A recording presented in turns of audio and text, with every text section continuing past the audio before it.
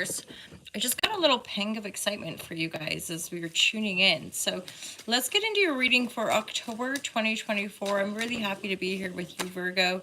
I do resonate with the Virgo energy. I have a Virgo moon, and I have a lot of Virgo lovers in my life. So let's just get straight into it, Virgo. Divine guidance and loving clarity. There seems to be like an important person coming into your life here, the Emperor energy.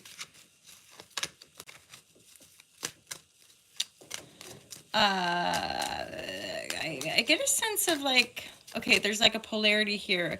Somehow y'all like, either this is something that you're not going to see coming that can be quite impactful. A lot of Uranus energy is going to be hitting things that are unexpected, that there's no way we could predict, and it throws you a little, as in this month you might feel a bit like out of yourself, basically not very connected to your intuition. You're gonna be like, oh my god, how did I not see this? How did I not see this person coming in? How did I not see this information? Because there's definitely some sort of emotional turbulence, emotional healing, or potential for some emotional healing as well.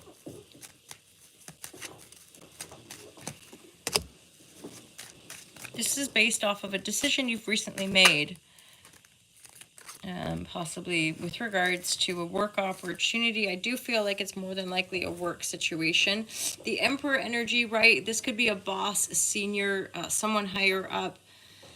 For some reason, I mean, the death card isn't here, but for some of you, this could be an unexpected, you know, a boss becoming ill, or for some reason, I'm getting that feeling that this information is like, oh my god, no way, like, how did I not see this coming? Or I can't believe nobody knew about this. Like I thought I'd be able to pick it up. Like I thought my intuition would have been able to pick it up. So what's the info about this? Like this Emperor's coming forward with some sad news. Maybe a boss has lost someone close to them, or maybe somebody who is maybe the all powerful, hence a boss, somebody with their shit together, somebody who's got a lot of good stuff going on, and then they come forward being like, yeah, like I lost everything, or my partner left me. Just some sad news coming from somebody like super duper powerful, important, that you didn't see coming. You couldn't have predicted it. You're like, no way, I so thought they had everything together. The decision you've made around work that's brought you into this sort of situation here, which somehow is like pulling your it's like you're questioning your intuition, or questioning maybe your own belief systems. I just want a little bit of clarity for both of these. So this is messages coming.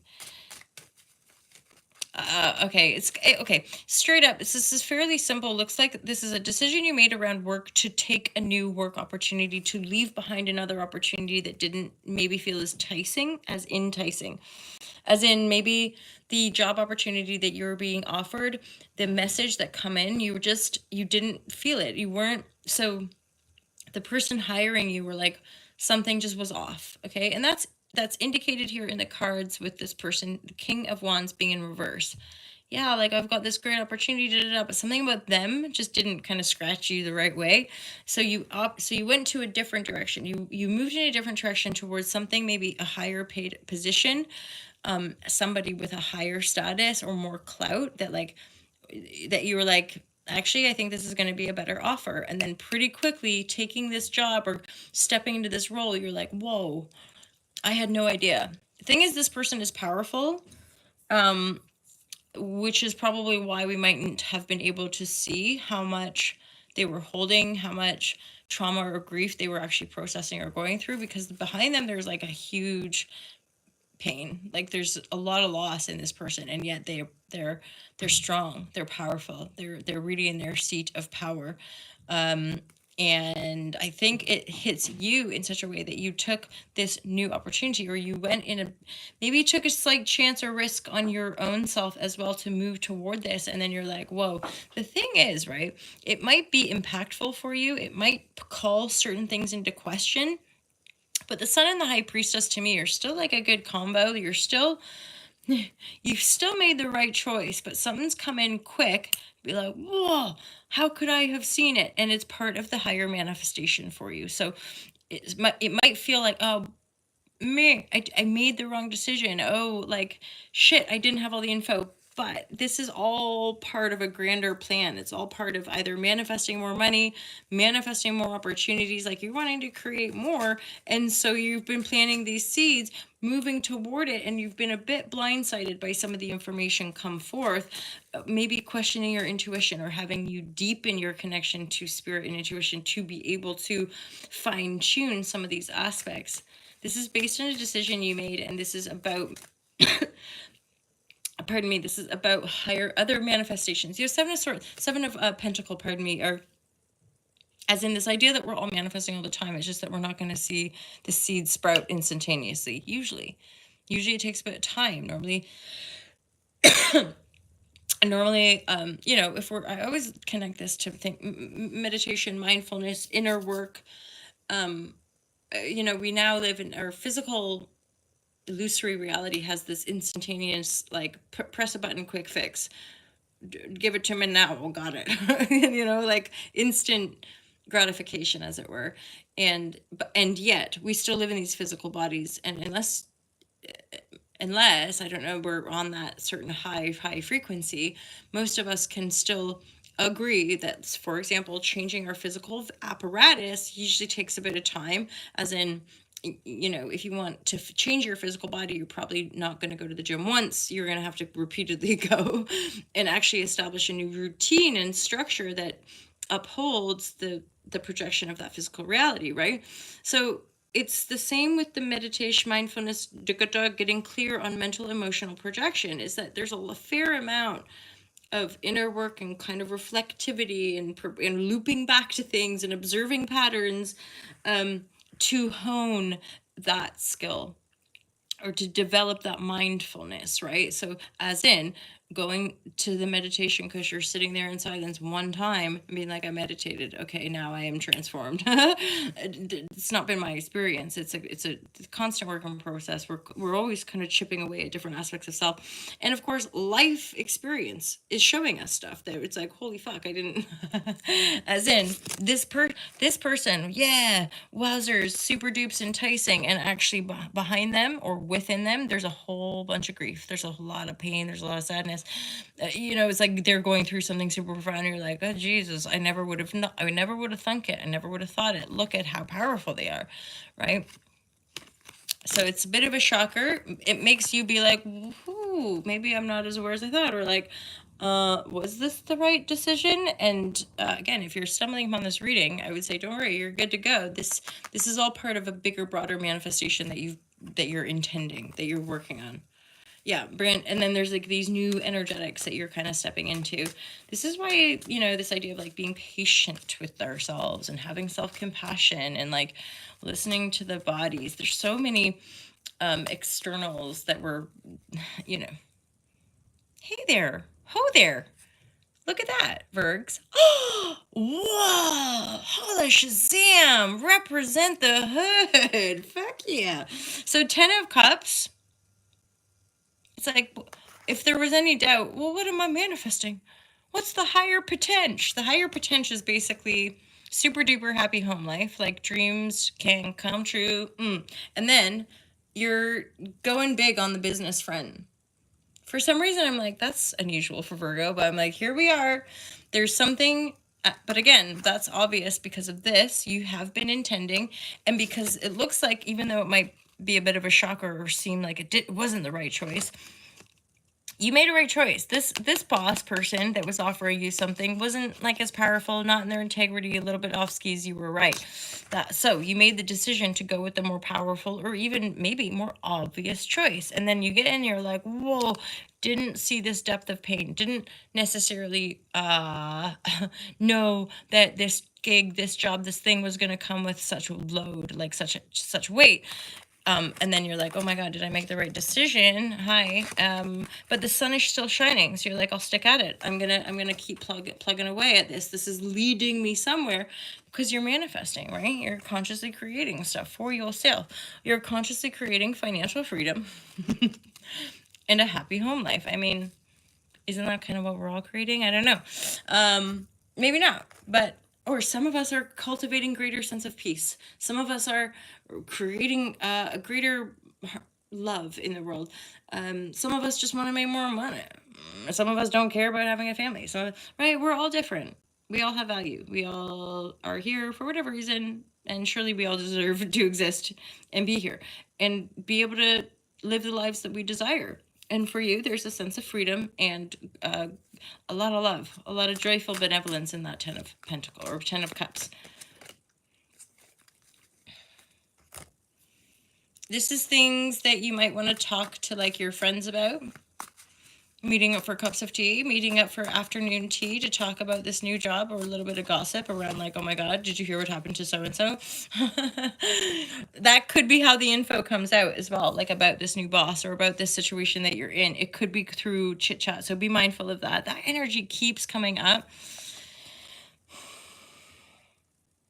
As in that 6 of, and now, yeah. Let's pull again here just for greater clarity. There's more energy here. This is a collective theme that keeps coming up in a lot of the readings recently in the dailies as well. We are definitely letting go of stuff here. It's like, I just can't think about that anymore. Like, yeah. Because there is a laying down in the 4 sword. There is a real like, okay. Because the 4 is after 3 of sword, which is heartbreak and brutal pain, betrayal. Until we're done with that 4 sword, until I can lay that down. Actually, I'm exhausted from it. I've cried all the tears I can cry. I've taken that sword out and I'm putting him down. You know, nail in the coffin, we're good. Because what comes after the 4 swords is a 5. That means that we're ready to fight again for our lives, for our thoughts, for our ideas, right? We're kind of have some spunk, even though again 5 of swords could be conflict and fighting and battle. We've got the energy for it. 3 swords, we don't have the energy for it. 4 swords, no fucking way. Like, I just need to just be with my heart, you know, and try to remember my own mind. Try to remember that I have something worth living for, but I'll hang up those 3 swords, right? I'll hang up those ideas. I'll hang up those thought forms. I'll just let myself rest and just maybe focus on one thought for now. And you're definitely moving in a certain direction, right?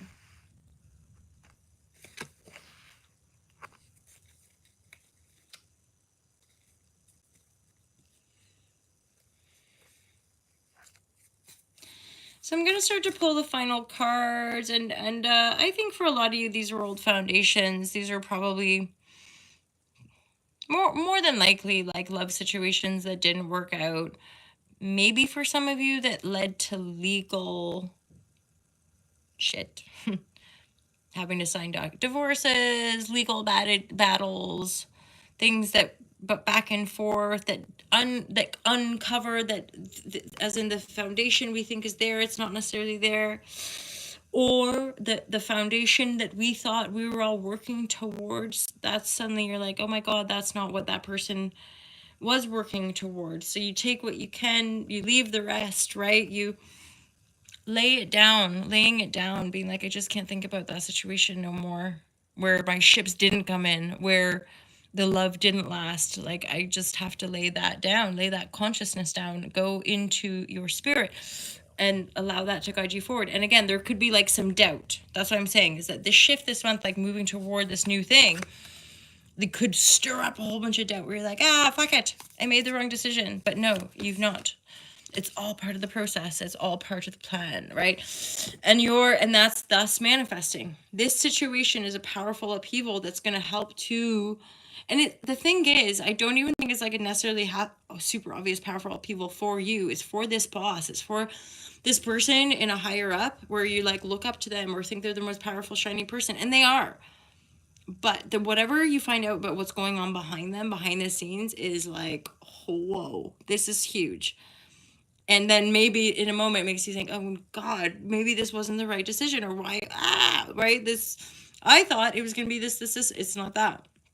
talk to some friends about it, maybe talk to, if needed, get some advice, but be mindful. I always get a little bit of a suspicion of like there could be people listening in, there could be, again, this is a professional situation more than likely, but you're manifesting, so allow that reflectivity to happen. And oh, nice card. I rarely see that card, the prana energy in this. Yeah, and these are the classics. So this, like, one cycle's dying, you're stepping into the new one. One cycle's dying, you're stepping into the new one. And that, and you, there again, usually once we're in it, we just have to let the process unfold. We have to let that kind of, our inner flame burn up what's no longer necessary for us, and stay devoted. So again, even if you have a wobble, come back, stay devoted. Why? It's gonna be fucking worth it, Virgo. Happily ever after with all the financial resources you could need, because you're manifesting it, you're intending it. Stick to your intention and let the flame burn up everything else. It just, because this with the Dumavati card, that to me is like the death grip. It's the grim reaper. It's the, like, the Plutonian energy literally coming in and being like, okay, we've had your time here, all this has got to go, and we're going to take down everything, everyone, that's not in alignment with your future no more.